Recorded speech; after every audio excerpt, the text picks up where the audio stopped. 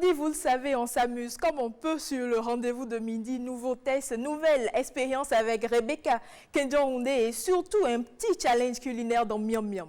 Restez avec nous, ça commence tout de suite.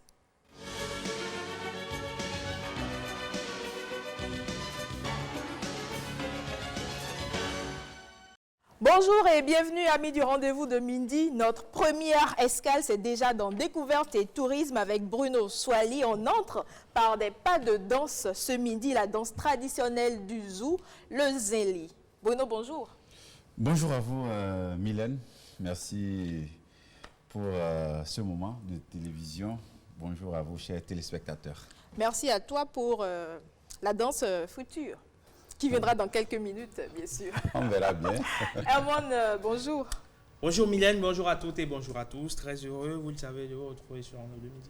Et Bruno, tu n'es pas seul. Oui, je suis accompagné de Claude Tingbe, qu'on connaît tous, hein, qu'on a vu sur d'autres plateaux il y a encore très peu, pour nous parler des questions culturelles, des questions traditionnelles également, pourquoi pas. Donc vous comprenez tout l'intérêt de son invitation ce matin, puisque vous l'avez dit, nous allons parler du Zinli. Claude Tingbe, bonjour. Bonjour Bruno, bonjour à toutes et à tous. Bonjour et bienvenue. Merci. Alors, Mylène, on démarre. Par le Zéli, bien sûr. On va te voir faire déjà avant. Ce sera l'introduction. Non, vous risquez de gâcher votre émission. Vous risquez de gâcher votre émission. On va découvrir avec Claude qui va nous parler de cette danse traditionnelle qui est aujourd'hui pratiquement un patrimoine culturel du Bénin. Et c'est une danse dont l'histoire remonte à l'époque des rois du Dahomey. On parle notamment, quand on recoupe un peu les informations ici et là, on parle notamment d'une danse dont le futur roi Gezo qui était prince, c'est bien ça? Exactement. Voilà, on parle de ses origines. En tout cas, Claude va mieux nous dire un peu d'abord ce que c'est que le Zinli. C'est quoi le Zinli? D'accord, merci beaucoup pour cet intérêt.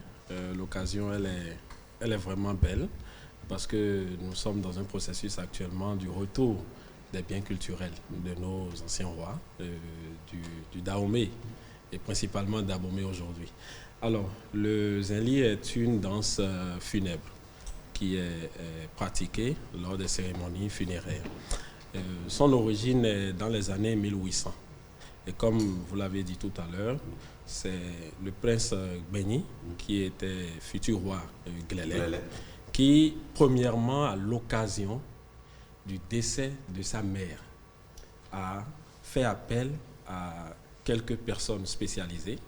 Il y a par exemple les Dongan, qui constituent un caste qui est spécialisé dans les cérémonies funèbres. Il a fait appel aussi aux Agassou, les Agassouvi, et aussi les Pépéré, qui sont spécialisés des tam-tam. Et donc, il les a réunis, et pour faire la surprise à son père par rapport au décès de sa mère, il a ajouté en fait des touches particulières pour créer ce Zinli. Donc c'était de l'innovation dans les funérailles. Oui, c'était de l'innovation. Il faut dire que les Pépéré avaient l'habitude déjà de jouer les tam-tam, un certain style, lors des funérailles. Et donc lui, il a ajouté quelques particularités et a créé en fait le Zinli avec tout cela. Et ça a été joué la première fois à cette occasion au niveau des cérémonies funéraires de sa mère. Alors, il a repris la même chose quand un ami de son père, un ami très proche de son père, le roi Gezo, était décédé. Et donc, il a repris la même chose. Il a fait appel aux mêmes personnes ressources.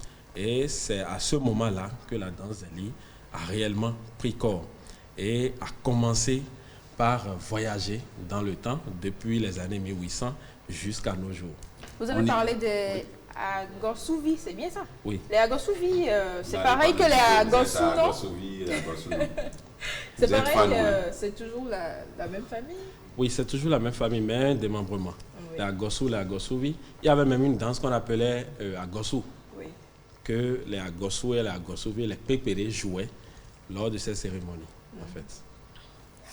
Bon. Je pense que le décor est planté sur l'origine de... Vous voulez ajouter quelque chose apparemment? Oui, je voudrais juste ajouter qu'à l'origine, il y avait des instruments. Par exemple, il y avait quelque chose qu'on utilisait, qu'on appelait le pézi. Et c'était ça qui était utilisé pour jouer le zéli. Et on le jouait avec les mains. Vous dites à l'origine, ça a disparu avec le temps?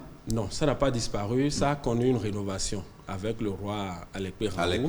On va y revenir parce qu'on ne peut pas parler du zéli sans parler de cette figure de la musique béninoise. Mylène, on va découvrir avec juste un extrait comment cette danse se pratique. Après, on va revenir, on va faire la pratique et on revient pour la théorie avec, les explications théoriques avec Claude Tingbe.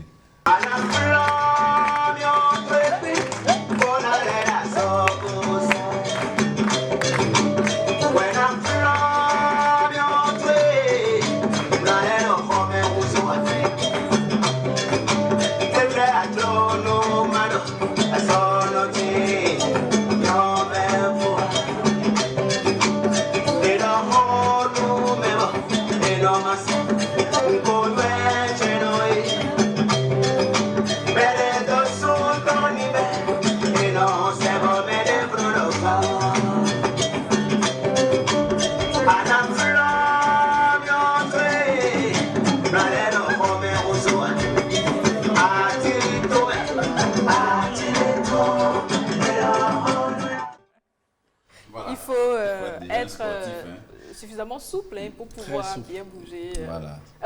Il faut être fort dans les squats aussi. Oui, bien sûr. C'est pas une danse pour ceux qui pèsent 100 tonnes. Donc, parce que ça va mettre à rude épreuve les genoux, donc, qui sont une articulation qui soutiennent le haut du corps. Donc, très précieux. Pas pour dire que je ne pourrais pas danser, parce que je peux...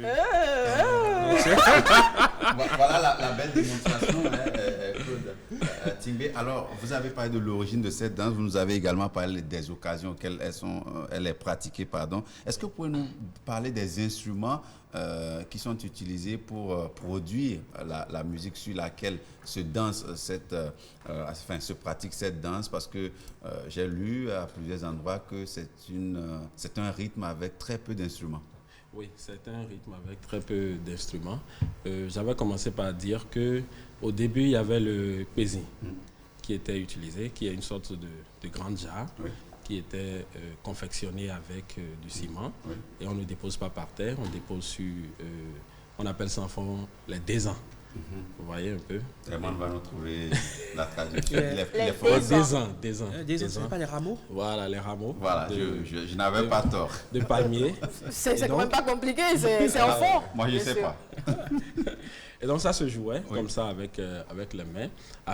On ajoute le hassan, qu'on peut appeler castagnette. Ça, le hassan, dans le temps, était fait de manière artisanale, en fait. On met des pièces d'argent, on met des cailloux, juste pour que, en bougeant, en secouant, ça puisse donner, en fait, des sons donnés. Ensuite, on a ajouté des gants.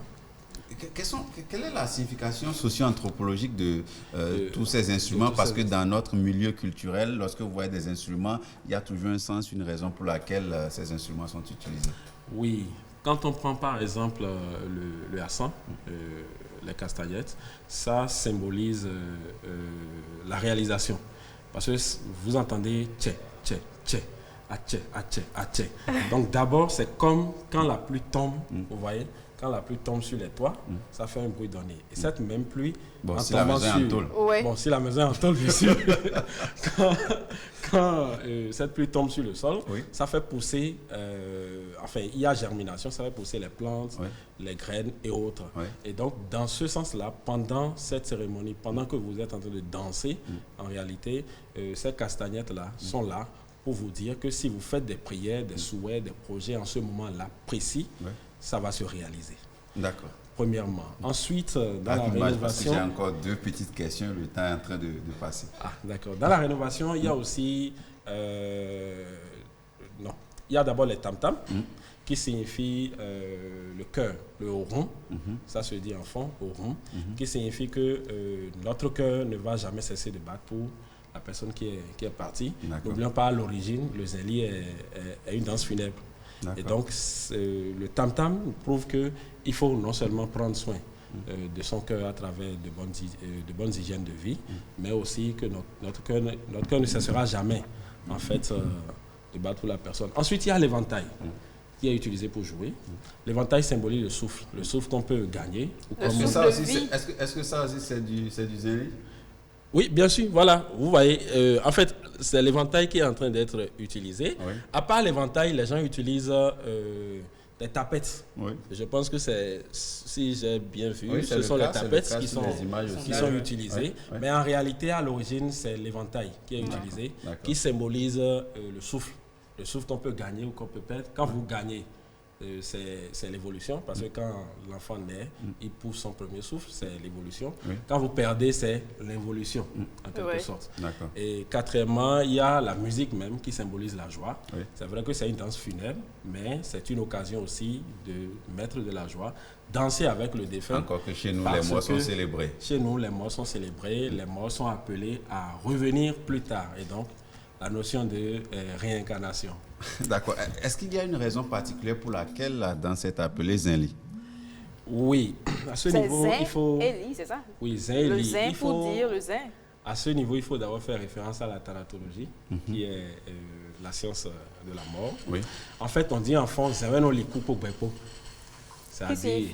C'est le zen là, c'est ce tam-tam ou cette jarre ou bien cette calebasse qui est jouée, qui relie le monde des vivants au monde des morts. Vous savez que dans la tradition daomienne, quand quelqu'un décède, il y a des cérémonies pour accompagner le mort. Et donc dans les instruments utilisés dans ces cérémonies, il y a le zen également qui est un instrument très essentiel dans ces cérémonies. Et donc petit à petit, c'est pour ça cette danse... Et le zenli se danse un peu partout. Oui, le zenli au début se dansait, comme je l'ai dit, le premier zenli était le Avizeli, qui était à Djegbe. Parce que dans le temps, le palais royal à Abomey était à Djegbe. Donc c'était le Djegbe zenli au premier, qui était le Avizeli. Ensuite, le zenli a voyagé à travers les petites frontières du plateau d'Abomey pour se retrouver au Mono, au Koufo. Vous voyez par exemple le zenli que Nobek a fait.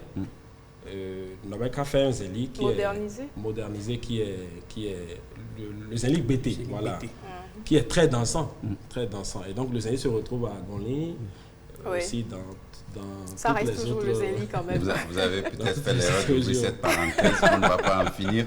Ma toute dernière question rapidement, quel est l'accoutrement formel, si vous voulez, pour pratiquer le zenli? Oui, au niveau de l'accoutrement, il faut dire que le zenli ne nécessite pas réellement un accoutrement particulier. Mais le avizenli à l'origine, pour pouvoir le danser, il y a un pagne qu'on met, qu'on appelle... Parce que vu les mouvements, il ne faut pas quand même porter des habits qui peuvent empêcher certains mouvements.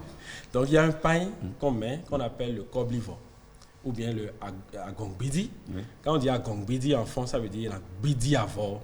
C'est-à-dire, on va se salir, on porte le pain là, on se salit correctement pour montrer l'attachement que l'on a pour le défunt qui est parti. Donc c'est pour ça qu'on dit koblivo, et donc pour pouvoir montrer la considération et l'attachement qu'on a pour la personne qui est partie. Donc les hommes, on dit, donc les hommes le mettent au niveau de la hanche, les femmes le mettent au niveau de la taille. Et donc, à part ça, il n'y a pas d'autres accoutrements. Il faut dire qu'après 1980, le roi Alekpe Raoult ayant fait l'historique et a rénové, a ajouté maintenant d'autres pagnes, des récaves, d'autres choses qui sont venues moderniser. Et qui ont été adoptées. En réalité, cette danse. Bon, Mylène et chers téléspectateurs, si vous n'avez pas, après ce plateau, toujours... compris ce que c'est que le zenli. Bon, là, il faudra aller à Abomey, à la source. Parce que tout a été dit, toutes les expressions sont sorties, on a tout entendu. Et merci Claude, merci vraiment pour cet exposé. C'est moi qui vous remercie. Vous restez avec nous, vous ne partez pas. D'accord.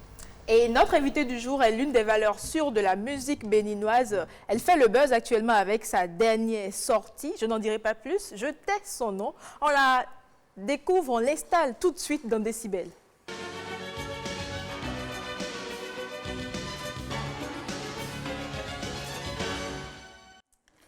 Assel Dancy, bonjour. Oui, Mylène Fanou, vous permettez le temps de bien m'asseoir, d'être bien assis. Comment vous allez, Hermone? Edmond va très bien. Bonjour Ce à n'est tous. quand même pas notre invité. Il est très fan de notre invité, bien sûr. Et monsieur ne peut pas être notre il a voulu être là aujourd'hui pour pouvoir la découvrir tout comme nous. Absolument. Oui. Edmond, c'est qui déjà un petit aperçu? Alors, notre invité du jour a horreur de ces tatouages qui lui sont attribués. Mais elle en a un sur le bras où c'est inscrit, malheureusement vous n'allez pas pouvoir le voir, mais moi j'ai vu de très près, c'est inscrit, je cite, « Si l'Éternel ne bâtit la maison, ceux qui la bâtissent travaillent en vain. N'allez surtout pas me demander comment j'ai pu faire pour lire. Une chose est sûre, voilà d'où elle tire sa force pour combattre au quotidien médisance, calomnie, méchanceté, critique, bref, la haine qui l'entoure aujourd'hui et dont elle a voulu se libérer. Sa dernière sortie, ses tatouages. Vous l'avez deviné, Cécile est avec nous. Cécile, bonjour et bienvenue. Bonjour. Bonjour et Herman. bienvenue. Bonjour Mylène, Axel, Bonjour, Cécilia. Bruno. Non, Non, Bruno, il s'est levé. Cécile, comment vas-tu? je vais bien. Très bien. Je rends grâce à Dieu, oui, je vais bien. J'ai pu dire exactement ce qui est inscrit sur le bras. C'est bien ça. Hein? Ouais, c'est ça. Si, Si l'Éternel Comment me Edmond, bâtit la maison. Comment il a fait? Non, comment t'as pu j'ai une photo que j'ai postée avec ça depuis quelques mois. Sinon, c'est bizarre et suspect en plus. Ah ouais? Ouais. Ah bah, il faut bien que j'aille fouiller un tout petit peu là. Ah, voilà. Donc, Cécile, tu fais l'actualité musicale du moment, en tout cas au Bénin, avec ta dernière sortie. Tatouage, d'où vient le titre? C'est pas tatouage comme si l'Éternel... c'est pas ça. Non, c'est pas le tatouage issu du verset biblique. Non, c'est une manière de dire que les stigmates et les insultes qu'on m'a lancées ou qu'on me lance depuis plus de 2 ans maintenant, faudrait pas que ce soit des marques sur mon corps, sur mon âme, dans ma vie, dans ma carrière. C'est simplement ça. D'accord. Et ces marques-là, je les ai... Voilà, on a eu la superbe idée d'appeler ça tatouage. Tatouage avec ton réalisateur avec qui vous avez fait un travail formidable dans le clip que vous avez tourné tout récemment et qui est disponible sur YouTube depuis environ quelques petits jours. Quelle appréciation portes-tu sur ton œuvre? Ben, d'abord, je salue le travail de David Edson Tayoro, qu'on appelle Totorino, le doyen en matière d'arrangement ivoirien, qui a travaillé sur ce projet, qui a envoyé la prod depuis plus d'1 an. Et finalement, on l'a enregistré à Abidjan, 1 an après encore. Et Kasli, c'est un boulot où chacun a mis de son âme, de son cœur. Chacun a mis toutes ses émotions. Et c'est ma vie, mon histoire, comme je l'ai dit. C'est une partie de moi. C'est ce que j'ai traversé et que j'ai essayé de mettre en chanson de façon très dansante pour que le message ne reste pas seulement de la tristesse ou juste une somme d'émotions, mais que ça puisse également égayer les gens. Parce qu'à côté du message, j'ai envie également que les gens puissent faire danser. J'ai envie que les gens dansent sur le son. Alors, tu te fais porte-voix, on va le dire ainsi, de toutes ces femmes qui sont harcelées au quotidien, peut-être parce qu'elles n'ont pas de mari, peut-être parce qu'elles n'ont pas d'enfants, peut-être parce qu'elles n'ont pas beaucoup de manques, qui aujourd'hui, à un moment ou à un autre, deviennent des pesanteurs sociologiques pour ces femmes. Et toi, aujourd'hui, on va dire ainsi, tu te fais porte-voix de toutes ces femmes. Parce que derrière ces cimets, c'est la misère de plusieurs femmes qui viennent d'être libérées là. Également, c'est ça, c'est tout à fait ça. C'est la douleur, la peine de plusieurs femmes. Et au-delà des femmes, c'est également des hommes. Parce qu'on ne peut pas tout dire dans une seule chanson de 3 minutes, 10, 15, 20 secondes. Mais c'est également le quotidien de tous ces jeunes-là qui sont également des hommes, hein, pas seulement des femmes, qui sont dans des maisons et qui sont attaqués chaque fois par leurs parents. Quand est-ce que tu vas faire un enfant? Ou un jeune qui perce un peu dans le quartier, on dit c'est un guyman, c'est un voleur, c'est un brigand, on ne sait pas. Parce qu'on ne comprend pas comment il vit ou d'où il apporte son argent, on l'attaque. Donc ce sont des clichés de la société qu'on porte sur tout notre environnement, tous nos proches, au lieu de nous occuper de nos propres vies et d'apporter de la lumière aux gens en fait. Et tu fais bien d'évoquer la lumière. De la lumière vers la lumière. Ouais. Allez, avant de sortir ce morceau, on va y revenir tout à l'heure, mais on ouvre une parenthèse très rapidement avant de mettre tatouage disponible sur YouTube. Il y a eu cette vidéo que tu as postée où, on va dire, tu as essayé de faire une scénarisation autour où tu essaies de parler avec tout ton cœur. On te voit d'abord au départ assise dans un fond noir, la tête baissée, et tu marches dans un quartier, la tête baissée. Tu dis des paroles assez fortes, on va pouvoir l'écouter, sinon on va pouvoir suivre cela en vidéo. Et quand on l'écoute, on a quasiment la gorge nouée, on essaie de se mettre à la place du personnage, mais dans la vidéo, on te voit tête baissée. C'est parce que tu n'as pas le courage de regarder tes bourreaux en face? Non, pas du tout. C'est une victoire après une guerre. Une victoire qui n'est pas totale, elle est partielle, parce que qu'on veut ou pas, je suis un être humain, donc les gens ne cesseront pas. Ils ont acquis, comme on dit, l'habitude devient une seconde nature. Donc ça ne partira jamais complètement. Ils vont toujours continuer à attaquer, à titiller, à jeter la pierre.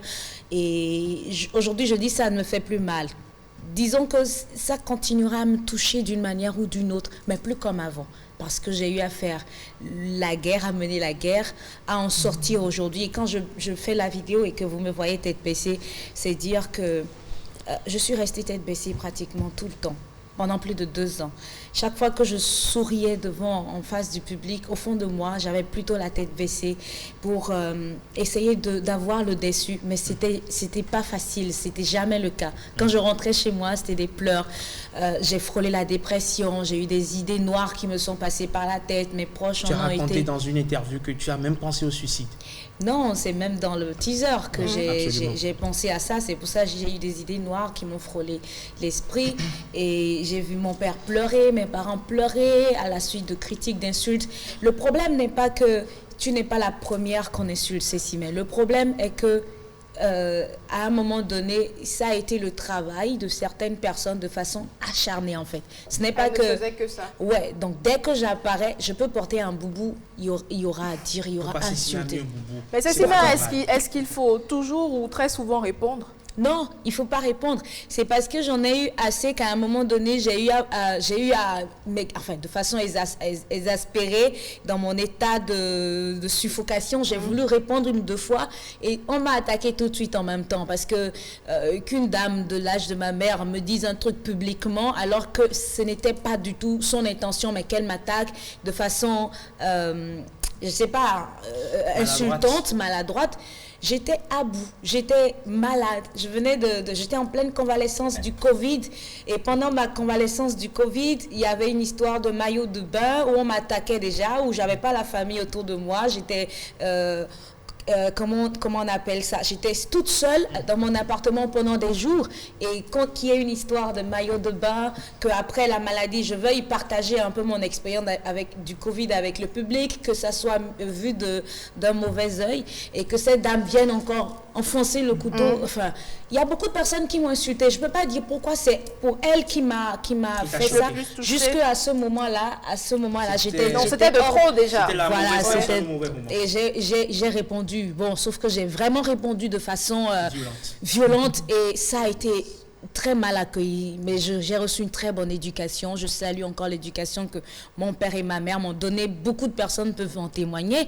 Donc, dès le lendemain, je suis allée vers cette dame pour lui dire c'était hors de contrôle, c'était hors de moi, c'est pas de mes habitudes de faire ça. Je lui ai présenté mes excuses. Elle m'a dit, je me suis maladroitement exprimée aussi. J'aurais pu aller inbox pour te dire ce que j'avais à te dire et je te présente aussi mes excuses et on s'est compris en fait.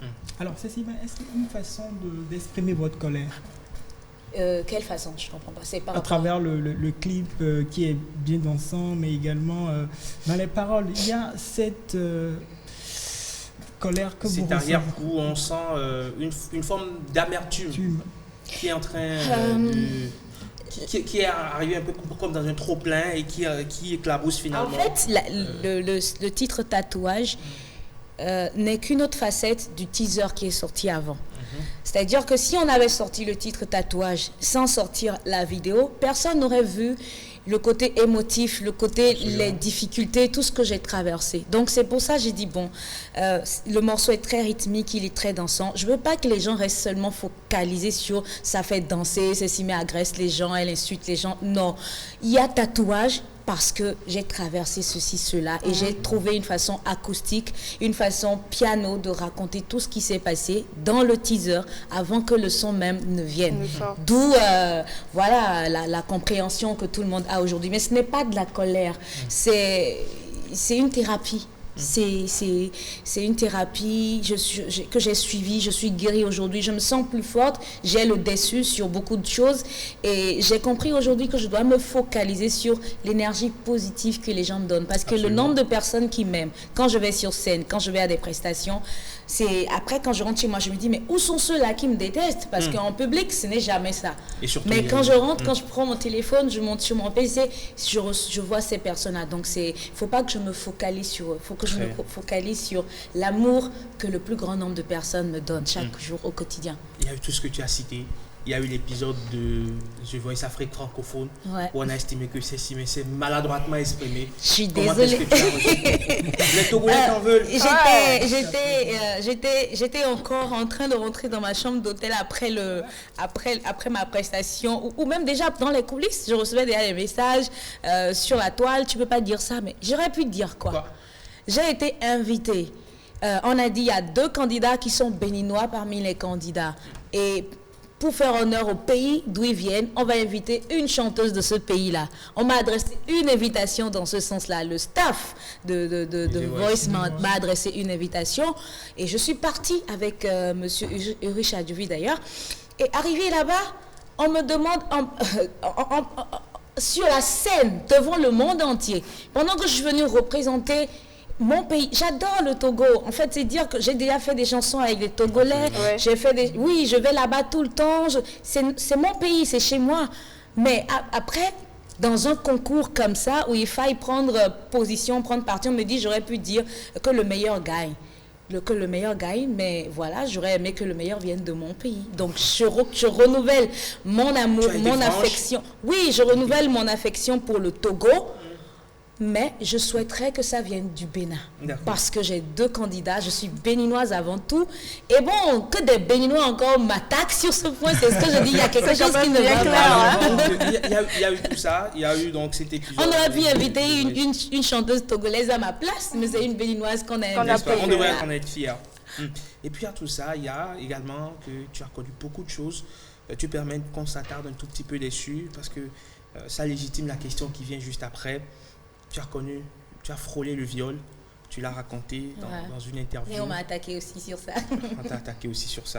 Alors, comment est-ce qu'on fait pour rester debout, pour rester solide, pour ne pas rejeter, on va dire, ce monde, rester reclus sur soi et se dire, bon, d'accord, j'arrête, ok. Avec ça. Avec la prière, avec ma Bible, avec ma foi. Toutes ces nuits où j'avais personne à côté, où je pleure, toutes ces nuits où je suis à fond dans ma peine et que je prends ma Bible, je me mets à genoux, je prie. Ça ne marche pas toujours toutes les fois parce qu'on se dit, mais Dieu, il est où? Il est abstrait, on ne le voit pas. Pourquoi il laisse tout ça se passer? Mais à force de persister, on se rend compte qu'on doit s'attacher à sa foi. On est déjà né, on ne peut pas croiser les bras et laisser les gens nous piétiner, nous abattre. En plus, de qui est-ce qu'on parle? Ce n'est pas Dieu. On parle de personnes qui sont nos semblables, qui sont créées comme moi et qui n'ont pas choisi être meilleurs de leur classe ou être plus riches ou faire des enfants déjà à l'âge de 18 ans ou 20 ans ou 21 ans. Non, même dans la Bible, il y a des gens qui ont fait enfant à 40 ans, à 50 ans, mais que des femmes, femmes disent que elle ne fait pas enfant parce qu'elle veut garder son corps droit, avoir ses rondeurs. Non, je suis artiste, je fais un boulot d'image et même si j'accouche, je m'emploierai à garder mon corps présentable pour mon public. Mais oui, parce qu'une femme doit pouvoir s'entretenir avant, après, pendant l'accouchement. C'est ma façon de penser en tout cas. Il faut qu'elle puisse prendre soin d'elle. Oui, et quel que soit ce qu'elle fera, elle sera toujours critiquée. Hein. Et autant faire ce qu'on veut. Et à Youssoupha de conclure dans l'un de ces tests que nous sommes dans un monde où même Dieu ne fait pas l'unanimité. Oui. Allez, on va pouvoir tout à l'heure continuer, Mylène, tu permets. Mais avant, c'est pas tout le monde qui pense que Cécimé en fait de trop. Il y en a qui lui donnent des ondes positives. Et autour d'elle, c'est de là même que viennent les premières ondes. Il y a quelqu'un qui a un tout petit message pour toi. on va pouvoir suivre. Cécimé, je l'ai connu vers les années 2013. Je suis son danseur chorégraphe. Les années plus tard, je suis devenu son bras droit. Tellement j'étais proche que aujourd'hui, je fais presque partie de la famille. Je puis alors dire avec certitude que Cécimé, c'est la meilleure personne, c'est la personne la plus ouverte que je connaisse.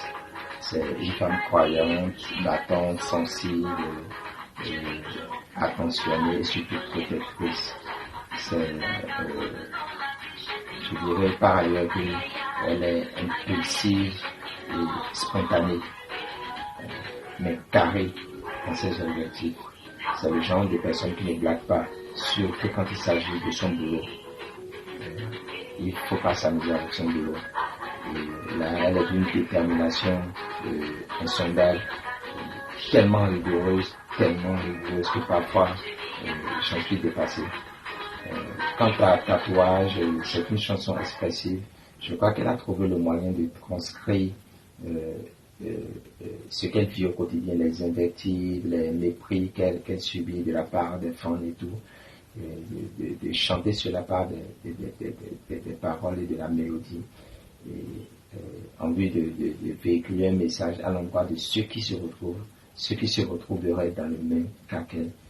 Et là, je pense que c'est gagné, le message, il est fort, et je crois que beaucoup ont pu l'entendre. C'est qui? C'est mon frère, c'est mon bon petit, c'est Arnaud Kakaï Glélé. Et ça fait quoi, plus de 7 ans, 8 ans que je le connais. Il avait commencé comme danseur avec moi. Et avec l'évolution du travail, il s'est rapproché, il est devenu mon homme de main en fait. Donc je suis vraiment surprise de le voir. Donc là, il te connaît vraiment? Oui, parfois je peux même dire qu'il me connaît plus que ma sœur parce qu'il est avec moi, manger, dormir. Quand je suis malade, même parfois dans le lit, Arnaud, il me dit prends ce médicament, voilà le médicament, prends, il m'emmène en salle de gym, m'achète mes tenues, bref, il me connaît. Et il est parfois exaspéré du trop plein de rigueur que j'ai en fait. Donc ça fait quoi de découvrir là? C'est beaucoup d'émotions. Je prie très fort qu'il réussisse dans sa vie. Ses parents savent qu'il a évolué avec moi. Bon, on n'est plus trop tout le temps aujourd'hui comme avant, mais ses parents savent qu'il est avec moi. Donc moi, ma seule prière, c'est qu'il puisse réussir dans sa vie et qu'il atteigne ses objectifs. Qu'il dise aussi que le fait d'avoir été avec Cécimé, ça lui a apporté un plus positif pour son évolution. Arnaud, beaucoup de courage à toi et que Dieu te bénisse. Je serai toujours là pour toi. Tu as oublié la bise. Ça, c'est on sait que tu fais beaucoup. On sait que tu fais beaucoup d'exercices. Tu es tout le temps à la salle de gym. Tu bouges beaucoup. Ouais. La preuve, tu danses très bien. Tu veux me faire danser? Non, pas encore. Tu vas danser, mais pas tout de suite. Pour le moment, on va faire un tour dans la Grande Muette. On a une grande testeuse. Elle bouge aussi, aussi. Elle fait beaucoup de sport. Donc, chaque juillet, elle va dans la Grande Muette. L'année dernière, elle a testé quoi déjà? Elle a testé le parcours d'obstacles. Oui, ce n'était pas facile, mais elle a pu le faire quand même. Ouais. Aujourd'hui, elle va toujours dans la Grande Muette, mais cette fois-ci, elle nous teste la mécanique. On la suit.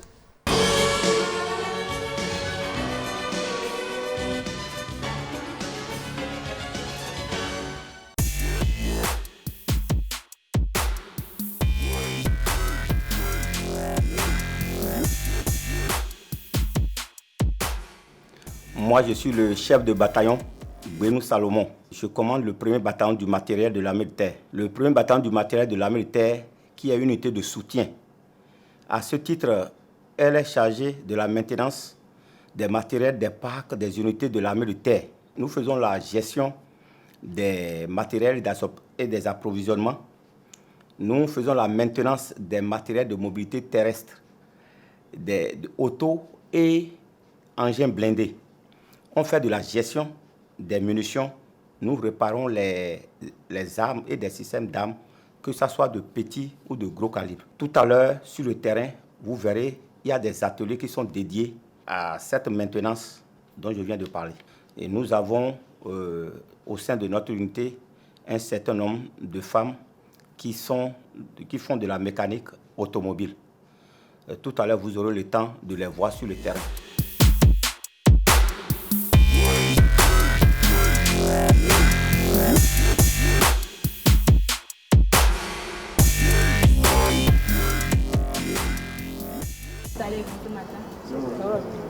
sommes ici pour faire une petite démonstration en ce qui concerne notre travail, ce que nous faisons dans la maison pour l'ONTB qui va, c'est dans le cadre de la 61e anniversaire de l'indépendance du Bénin.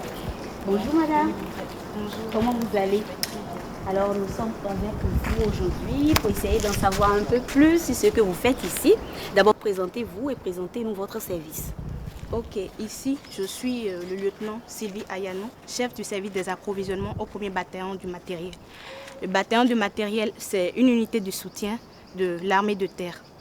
Donc au niveau du bataillon de matériel, nous avons différents services que nous allons vous présenter tout à l'heure. Les différents services, il y a le service armement, munitions et optique, il y a le service des approvisionnements dont je suis le chef, et il y a les niveaux techniques d'intervention. Niveau technique d'intervention 1, 2 et 3. Et ici, nous sommes au niveau technique d'intervention 1, où nous allons vous faire une petite démonstration. Vous allez voir, lorsque un matériel vient pour le dépannage, comment nous faisons le dépannage, comment se passe le circuit en atelier. D'accord.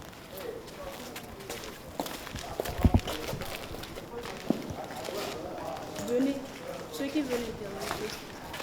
Le niveau technique d'intervention 1, tantôt que je disais, c'est le niveau technique qui s'occupe de tout ce qui est visite périodique. Nous faisons la visite périodique des matériels complets, c'est-à-dire les camions, les gros matériels.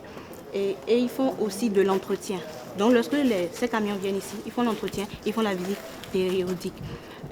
Au niveau de l'NTI 2, qui est le niveau technique d'intervention, le deuxième niveau de technique d'intervention, on fait les opérations de deuxième échelon, qui est les entretiens, les échanges de pièces. Au niveau technique 3, on fait les modifications et les réformes de matériel. Au niveau du 1er bataillon de matériel, nous avons le niveau technique 2 et 3 qui sont ensemble, c'est à l'autre niveau, à l'entrée du bataillon. Donc ici, nous avons fait une petite démo de comment se passent les dépannages et comment les personnels interviennent sur les engins. Et c'est le véhicule là qui va nous servir de modèle. Ce véhicule qui va nous servir de modèle. On suppose que le véhicule est venu et il est en panne. Dès que le véhicule arrive dans la maison, le véhicule est directement affecté au service réception, diagnostic et contrôle, RDC. Donc ce service prend le matériel, il fait un diagnostic complet de façon générale sur le matériel et il note tout ce que le matériel a comme problème. Et dès que c'est fait là-bas, ils affectent ça selon le problème, selon le diagnostic qui a été opéré. On affecte ça soit au NTI 1, au NTI 2 ou au NTI 3. Maintenant, ici nous sommes au NTI 1. Lorsque le matériel vient ici, on regarde et on fait de façon spécifique maintenant, on voit de façon spécifique quelle pièce est défaillante sur le matériel et on procède à lever la défaillance. On peut y aller avec la démonstration. D'accord.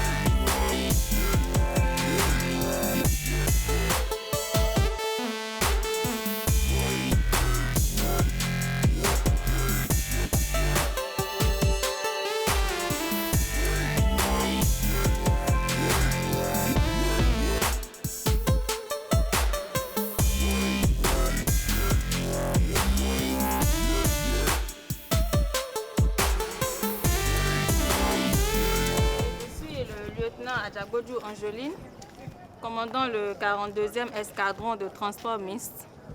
Ici, nous sommes au 1er bataillon du train, qui est une unité logistique de l'armée de terre.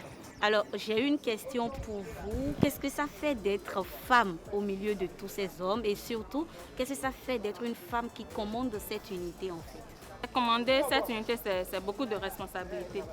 Et on ne cesse jamais de le dire. La femme est prise comme le sexe faible.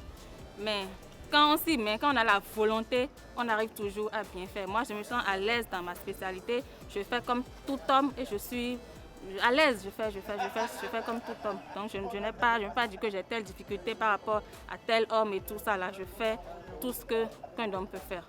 Alors, comment est-ce que ça se passe, la collaboration? Est-ce qu'il y a des moments où les hommes se disent non, c'est une femme qui est devant, ou bien en fait, on ne regarde pas le sexe? Non, ici, nous ne regardons pas le sexe. C'est le travail qui compte. il faut que tout le monde soit en harmonie, qu'on travaille ensemble pour avoir le fruit escompté. Quel serait par exemple votre conseil à l'endroit de la jeune fille, d'une citoyenne lambda qui a encore peur de s'engager peut-être dans l'armée, peut-être dans d'autres métiers qui sont dits d'hommes? Quel est votre conseil aujourd'hui, après toutes ces années d'expérience, quel est votre conseil aujourd'hui à l'endroit de cette jeune fille? Bon, après mes années d'expérience, je peux dire aux jeunes filles que l'armée, ce n'est pas qu'une affaire d'hommes. C'est vrai, c'est ce que les gens pensent, mais aujourd'hui, il y a l'émancipation. Tout ce qu'un homme fait, une femme peut le faire. Donc, je leur conseillerais si elles ont la vocation du commandement, elles sont la bienvenue dans l'armée. L'armée est là pour les accueillir. Elles feront bonne carrière. Merci. On peut aller à la démonstration? Oui, sans problème.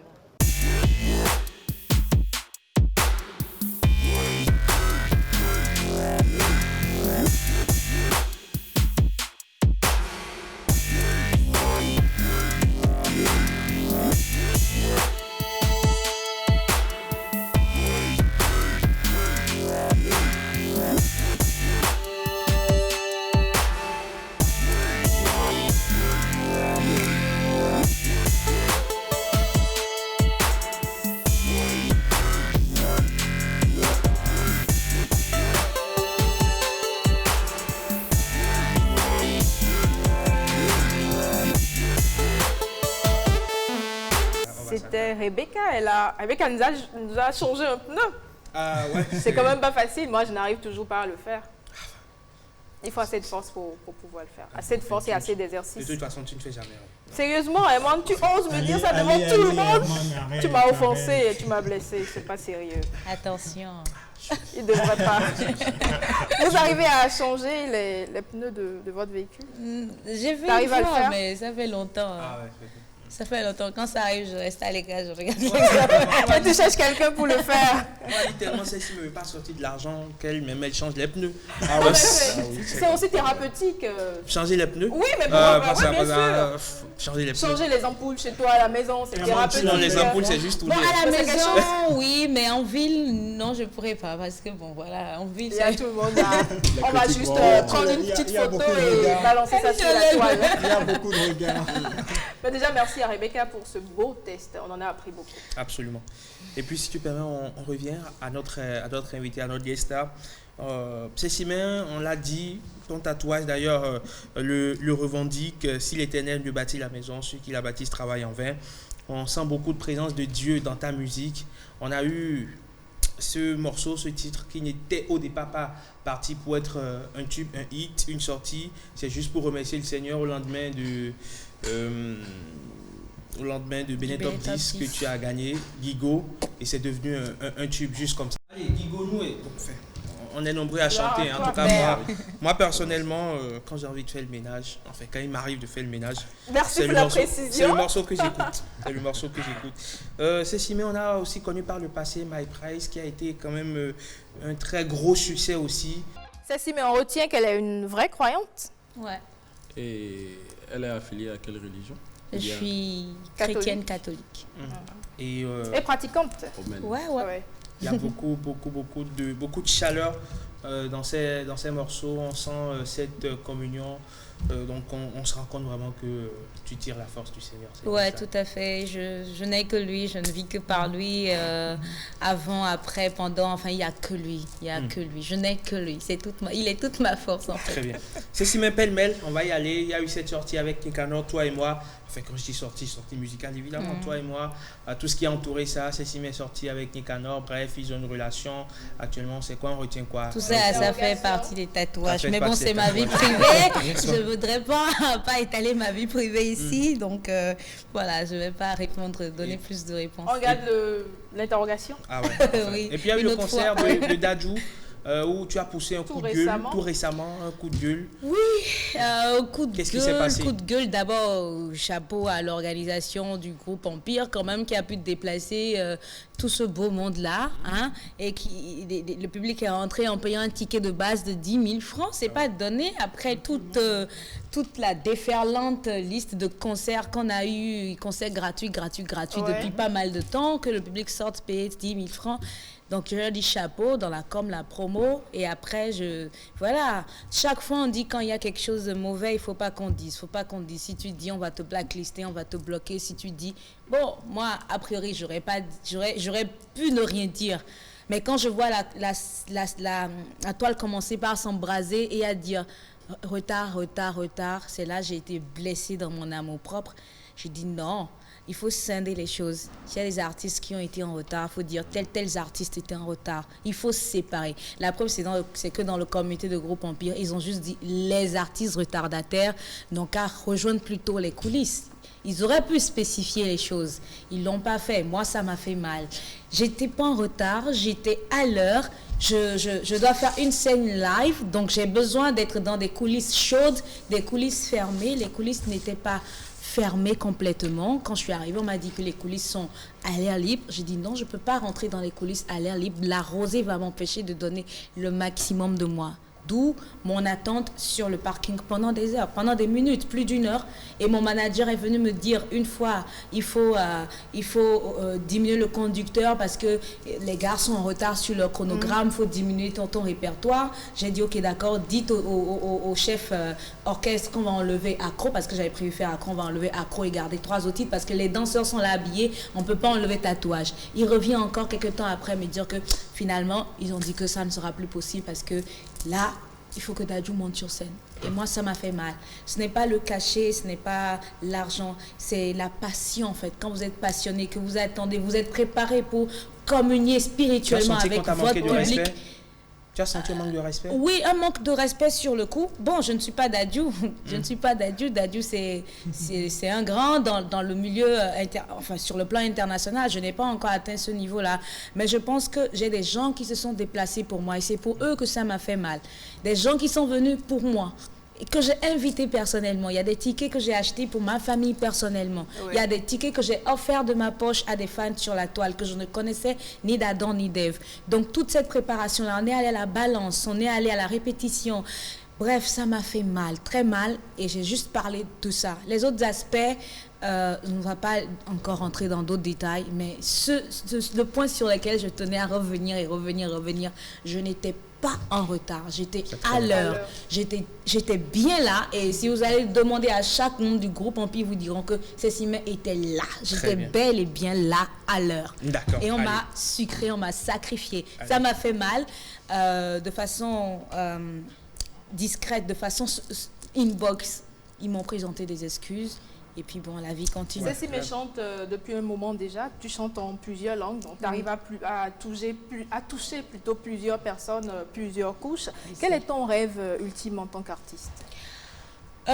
Mon rêve en tant qu'artiste, c'est de pouvoir toucher beaucoup plus de monde en Afrique, parce que je sens que même si on dit je touche plus de monde, je ne suis pas encore connue dans le quart des pays africains, et de toucher plus de monde, que mes messages touchent plus de monde, plus de cœur, et que je puisse inspirer d'autres jeunes, que des parents puissent laisser également leurs enfants faire de la musique sans penser que c'est de la racaille, c'est de la délinquance, mais qu'on peut faire de la musique et ne pas être ni prostitué, ni racaille, ni délinquant, ni voilà, vulgarité et tout. Voilà. Alors, on va finir parce que là, c'est terminé, il n'y a plus de temps, mais très rapidement, Cécimé, ton dernier album remonte à 2011, on est en 2021, 10 ans qu'on n'a plus d'album de Cécimé. Pourquoi?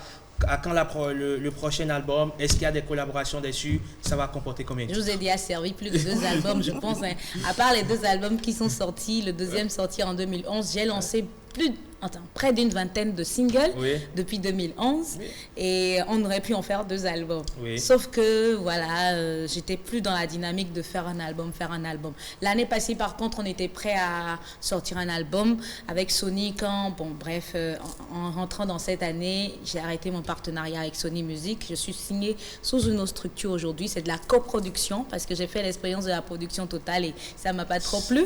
Et de plus en plus d'artistes rechignent la production. Oui, pourquoi? Je suis restée en autoproduction tout le temps de ma carrière, pendant 9 ans.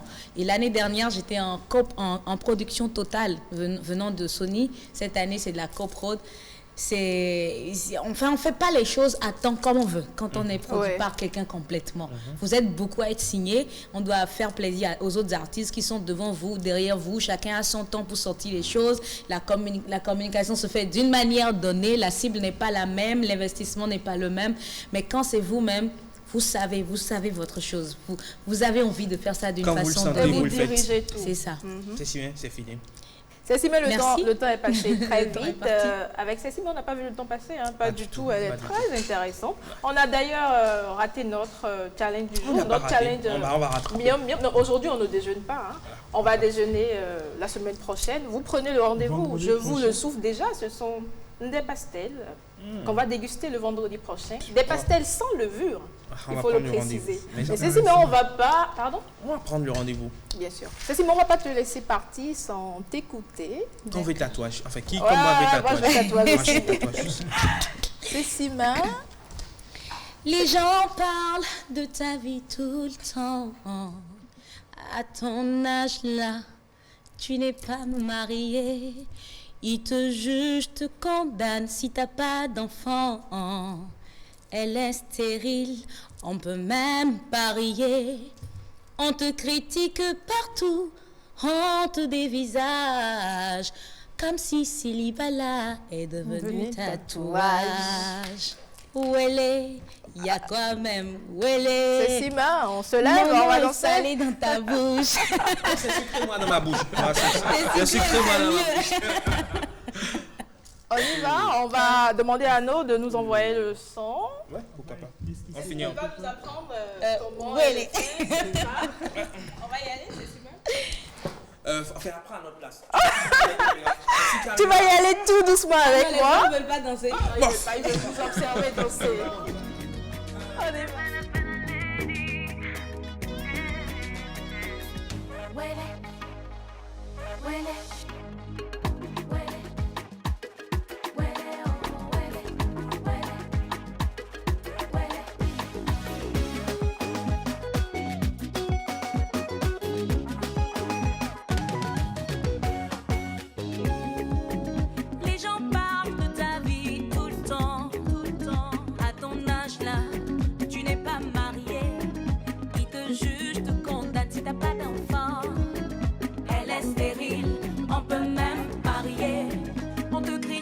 Partout, on te dévisage, comme si célibat là est devenu tatouage.